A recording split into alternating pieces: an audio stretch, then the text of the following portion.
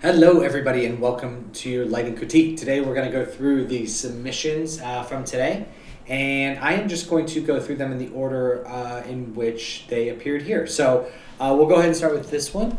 This is Lamise's take on the can. Oh, and the one thing that you wanted to see was the fastening on the soda can, and basically all it was I'm just getting the thing.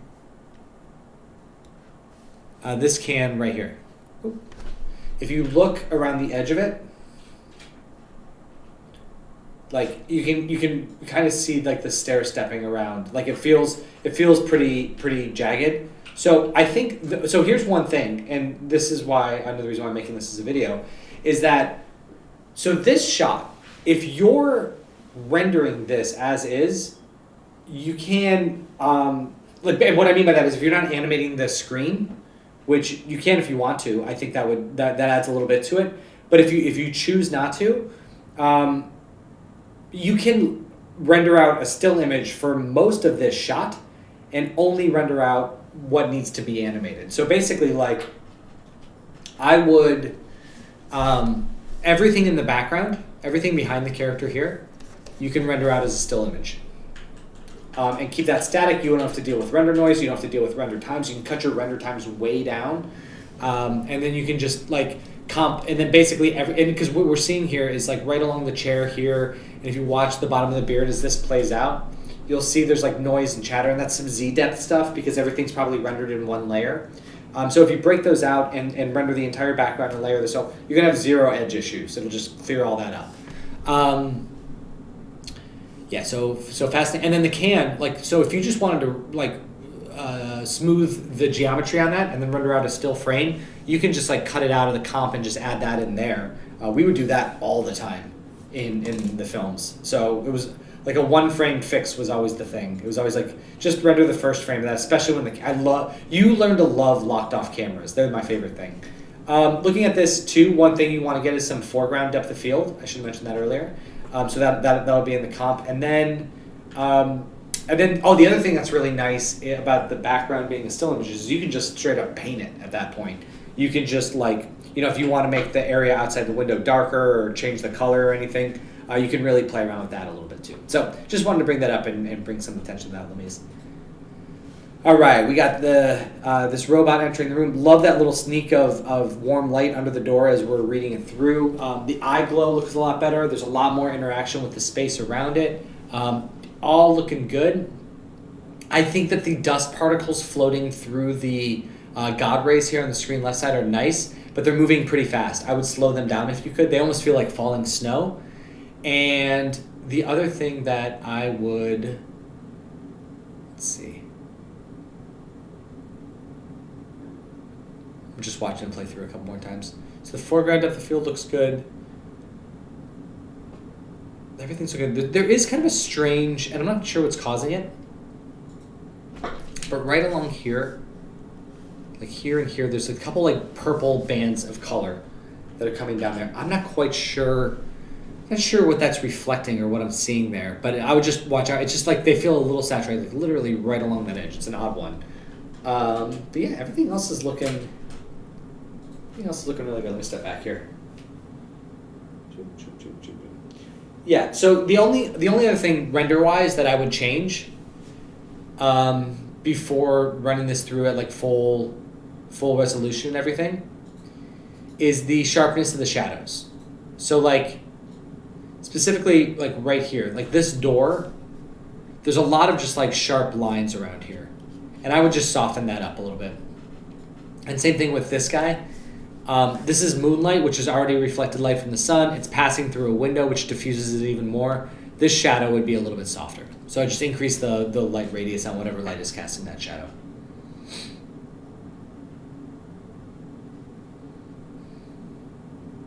If you want, I almost like, you can ignore this one if you want, if it's too hard. But I was just looking out there, and I've always kind of regretted that we don't have something out there, like a bookshelf or just something. You could even like, I'm trying to think if there's anything, like maybe like duplicate one of these and just throw them out there or something just to get a little more props in the other space. But other than that, I think it's looking really good. Really, really good job. All right, we got this one from the one of our animated submissions. Oh. Sorry, let me play it through again. So this is a tricky shot. We got a moving camera, we got characters moving through the scene, we got a moving away from the light source, which is always really tricky. It almost feels like we've also got characters' intention, which we want to play up. It almost feels like, and this is the kind of thing you do a lot in animated films, like, so this character is clearly in the warm light here in the foreground. I almost want to make a strong cool light behind her and have her predominantly lit with cool light here to the point where it's almost kind of like, because she feels a little bit flat in this space, almost to where it's like wrapping around this side of her face, like it's coming down this way and kicking around here. You can kind of see something like that happening here, but like really kind of push that up.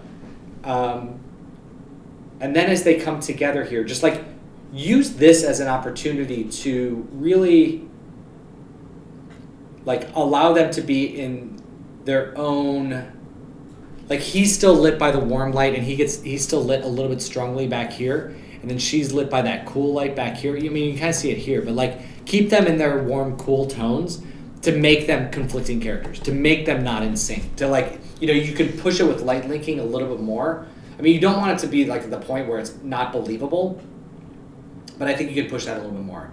A couple of super minor things.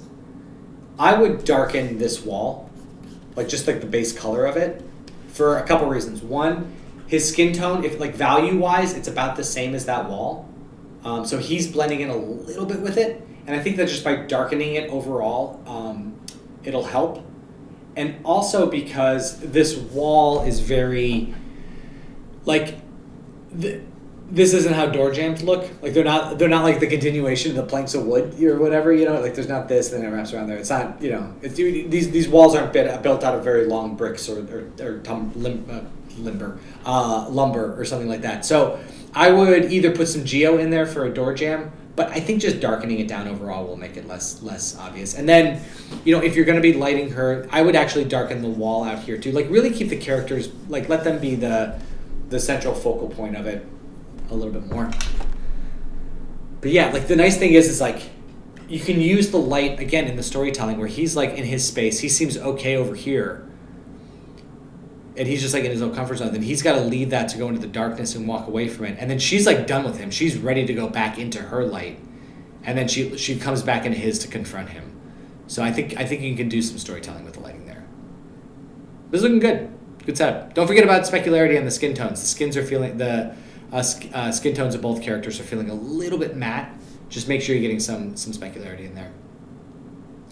All right, forum. This one is looking really, really good. I like all of the little subtle nuances of it, like twinkle lights or the Christmas lights or whatever you want to call them on this tree are looking great. They are not easy to do. Like they're kind of finicky. You think they're like, oh, I'll just make them glow, I'll make them bright, but like you have a really subtle ramping up. Like there's a little like more saturated glow around the edge and a brighter pop in the middle. And I think that's looking really good. The only thing that I would do is I think that you can get a little more variation in the dark points as you step back into space a little bit.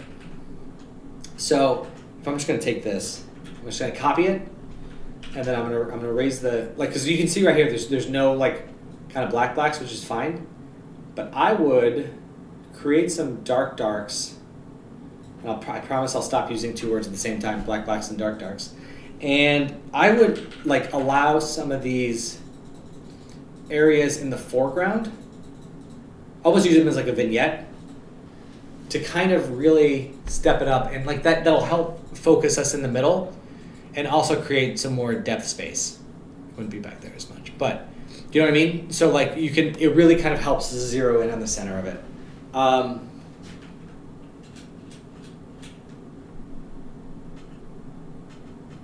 Yeah, I think other than that, everything's looking great. I think the characters look really good. The saturation on their noses is intense, but I think that's just kind of the way it is. I'm just like it kind of obscures their faces a little bit, and that would be the only other thing. But yeah, overall, really, really, really good stuff. Ooh, yeah, this alley's looking good. Man, this plant looks as good as like I've ever seen it before. It looks really, really, it's like there's a lot of subtle nuance in there. Nice glows, nice translucency in there. I would love to see that same type of treatment on this one. This one just kind of feels a little bit dark overall. Like this dark point feels really good for something like that. And that one's even in an area a little bit more light. Good job getting separation on this. This is all looking good. Saturation point feels better. The yellow saturation right here feels a little bit strong to me. I would maybe back down to just the yellows there, but the warms in here are looking good.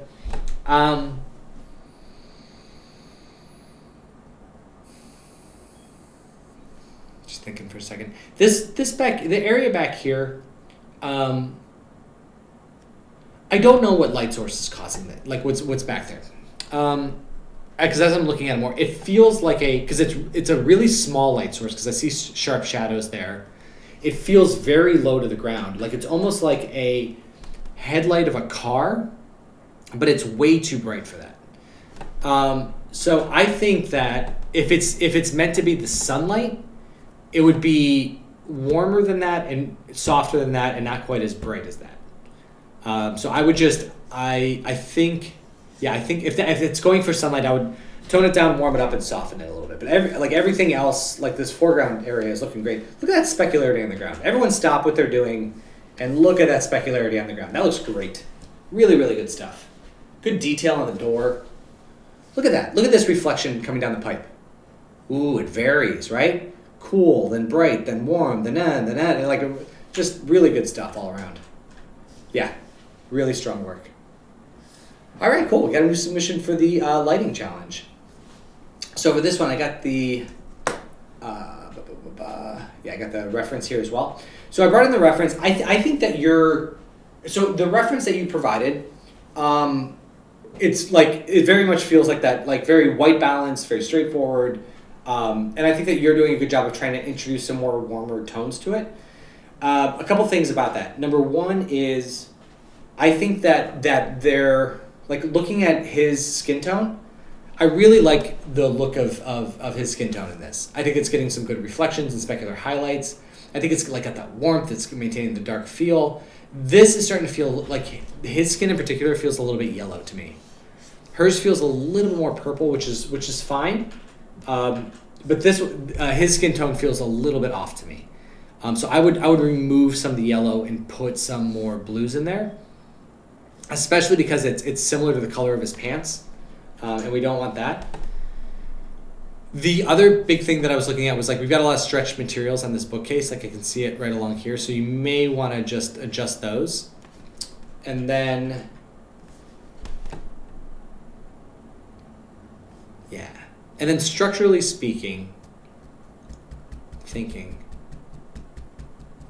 this is nice the way you've got this set up, which you've got this light patch behind her to allow her darker tones to pop forward. That's good. I think a little depth of field would help. It doesn't need to be much, just like a little bit out of focus back here would be good.